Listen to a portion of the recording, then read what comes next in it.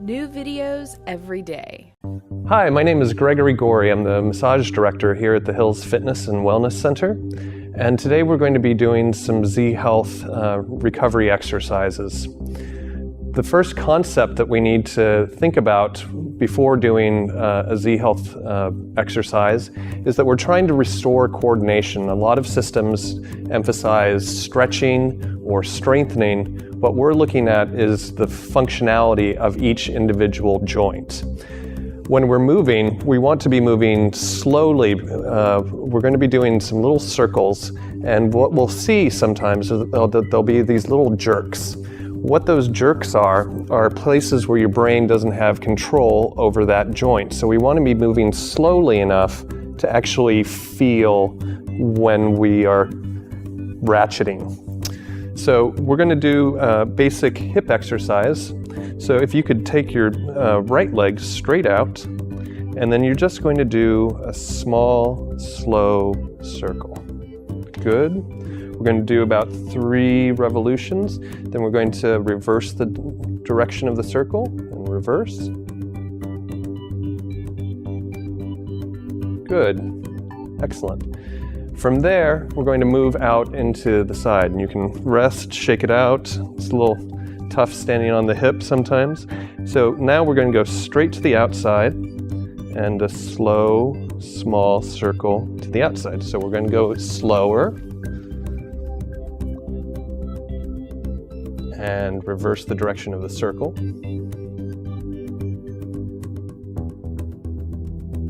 Excellent. And relax.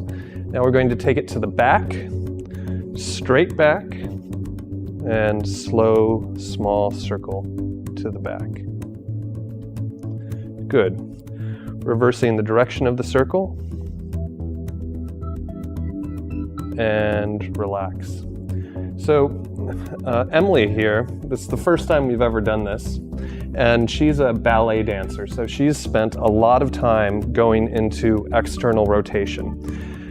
So we're going to make this more challenging by going into internal rotation. So go ahead and grab onto the wall. If you can do this, if you can do these exercises in a relaxed position and find your balance, feel free to do it without support. But if you find yourself wobbling, we're just trying to re-coordinate this joint. So feel free to grab the wall. So you're going to grab the wall, put your legs straight out. Now you're going to go into maximal internal rotation. We're going to try to keep the hips level. It's just from the hip. And now slow, small circle, keeping the internal rotation throughout that motion. Nice. Now did you feel that little glitch? That was an area where that joint is not coordinated. And as we do this, we're going to start having full range of motion. And reverse it. Good. Relax. Shake out the standing hip. We're going to do the same thing out to the outside. Turn maximal internal rotation. We're going to try to keep it in the hip. When we go out, there's a temptation to twist the torso, but we're just keeping it in the hip. And slow, small circle, slow it down, even slower.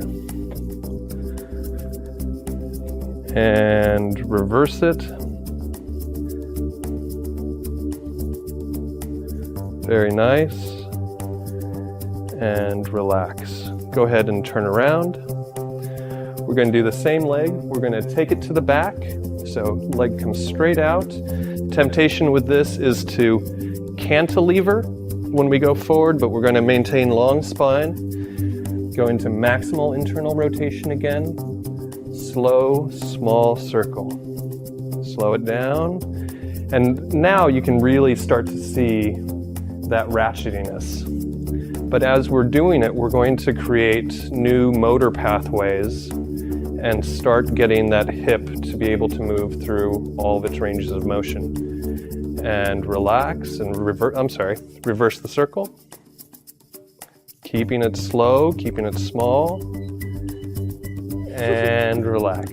So this is a challenging thing because she's spent years and years going into external rotation. Now we're suddenly asking the hip to move through internal rotation. But my own personal experience, I used to wear holes in my pants here because every few steps I would give myself a little scuff. And that's because I was externally rotator dominant, started to work the internal rotation, and now I scuff myself once every couple of months and I go, oh, I need to do some of these exercises again. So let's do the same thing with the other leg. Coming straight out, going into internal rotation, slow, small circle. The other reason that it's important to move slowly with this and reverse the circle is because your body, if you're dominant one way, is going to try to make it easier on you and you'll lose that maximal internal rotation. You want full rotation. And relax, shake it out. We're going to take it out to the side. Maximal internal rotation. Slow, small circle. Nice, long, tall spine. Slow it down.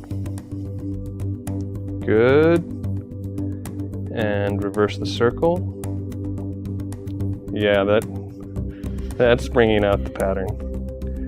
Good. And relax. Last one, we're going to take it to the back plane. Internally rotate. Slow, small circle. Good, keep the rotation. And relax. And you'll be amazed if you do this and follow along how difficult it really is to do just a simple rotation and keep it there and make it smooth. We're going to do one last exercise with the hip. This time we're going to go through full range of motion instead of isolating one plane, two planes, three planes. We're going to come over to the wall. Go ahead. You're going to go out forward into internal rotation, and then you're just going to bring it out and around to the back. Good. Keep that internal rotation and through, and again. Good. Now reverse the direction of the circle. Feeling for where your body wants to lose that internal rotation. Good, and relax. Let's do the same thing to the other side.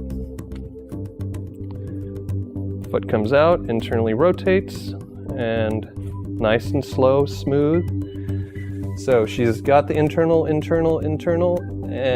she loses it right about back here. And that's, again, this is the first time she's done this. So as she does this more, it'll become easier and easier. And reverse.